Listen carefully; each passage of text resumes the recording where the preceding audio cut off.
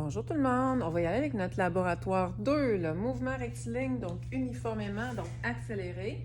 Qu'est-ce qu'on a besoin donc comme montage? C'est le même montage que notre laboratoire numéro 1.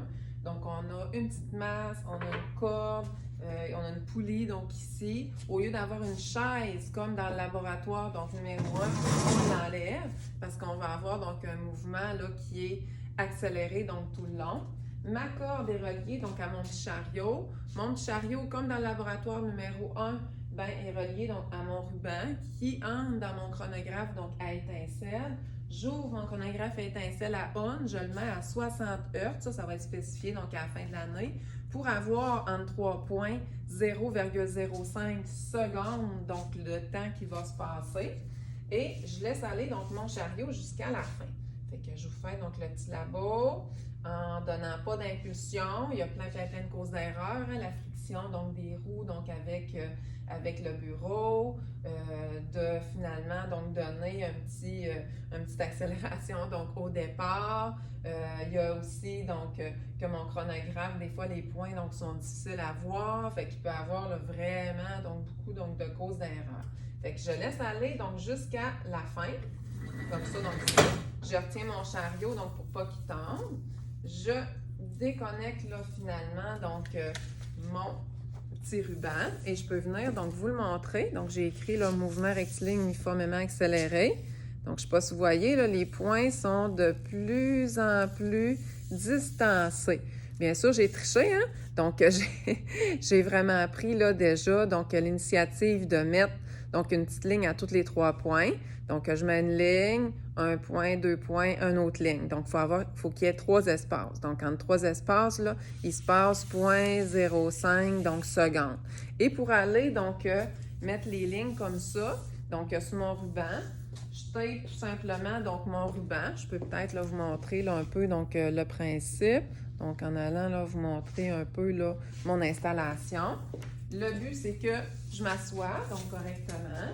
Je vais aller taper donc mon ruban à chacune des extrémités pour pas qu'il bouge. Sinon, là, ça devient difficile là, finalement là, de faire donc mon calcul puis d'être juste. Donc, je le distends donc correctement. On se rappelle que dans le laboratoire numéro 1, j'avais enlevé la partie qui était l'accélération, mais là, je veux avoir une accélération finalement donc tout le long.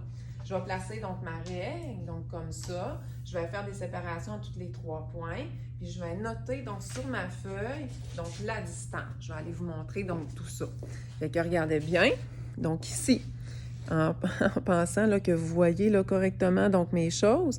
Fait que je vais aller faire vraiment donc un tableau du temps, de la position, de la vitesse et de l'accélération.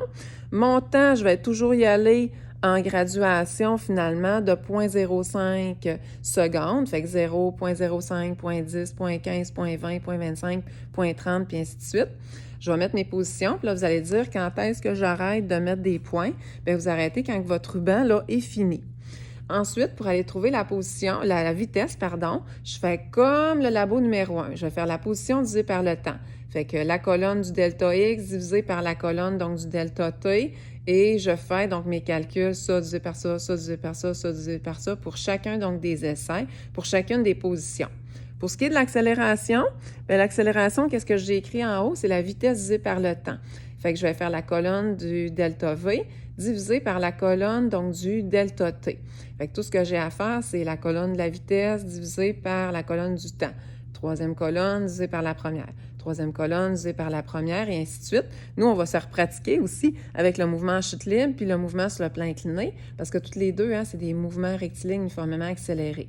Bien sûr, donc je me rends compte que ma vitesse augmente de plus en plus, c'est sûr, parce qu'il y a une accélération, mais mon accélération est constante, à part des petites données aberrantes, là, où est-ce que j'arrive à 160, puis 100 quelques, là, on aurait pu donc les barrer. Puis je suis allée calculer donc en moyenne, donc l'accélération moyenne, qui est d'à peu près donc 56, donc 0,3.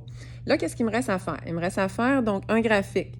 La position en fonction du temps, vitesse en fonction du temps, puis accélération donc en fonction du temps. Je montre finalement donc le premier, mais là, j'y vais avec mes résultats donc à moi. Donc, regardez bien. Dans le fond, si je vous le montre, là, à la place de ma face, là, ça va être vraiment, vraiment mieux. Donc, on a la position, donc en mètres, en fonction du temps, c'est sûr, donc en secondes. On sait que la pente est égale à la vitesse, mais on ne vous le demandera pas. Je suis allée graduer donc en bond de 0,05 secondes. Et ici, je suis allée graduer donc en bond de 8. Fait qu'on voit là, tous les petits points, donc je les ai reliés. Puis si les points ne sont pas égaux, ben je trace une courbe là, finalement, donc de régression. Puis ça serait vraiment, vraiment correct. Pour ce qui est du deuxième graphique, ben c'est la colonne de la vitesse, donc en fonction du temps.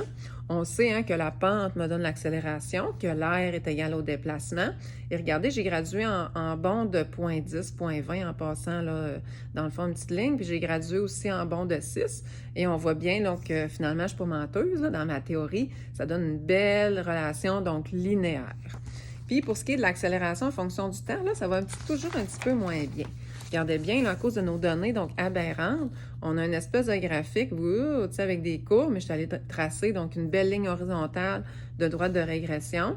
J'ai gradué en bond de 0,05, là, puis ici en bond donc de 14. Fait qu'on voit que, je vois là, que la tendance finalement se maintient, que ça tourne aux alentours donc de ma moyenne, qui est l'accélération finalement uniforme, donc moyenne. Donc ça, c'est mon graphique de l'accélération, centimètres par seconde au carré, en fonction donc du temps. Fait que dans le fond, là, c'est la même expérience que le laboratoire 1, sauf que là, j'ai un graphique de plus parce que j'ai l'accélération. J'ai une colonne de plus, qui est la colonne donc de l'accélération, juste parce que j'ai enlevé ma chaise puis que j'ai analysé donc mon ruban donc au complet. Fait que dans le fond, là, vous pourrez tout simplement là, prendre un print écran donc de tout ça, aller recopier ça, puis notre laboratoire, là, vous allez avoir là, finalement une bonne idée là, de mon tableau. À la prochaine, on se revoit pour le mouvement en chute libre, qui va être aussi un mouvement rectiligne uniformément accéléré.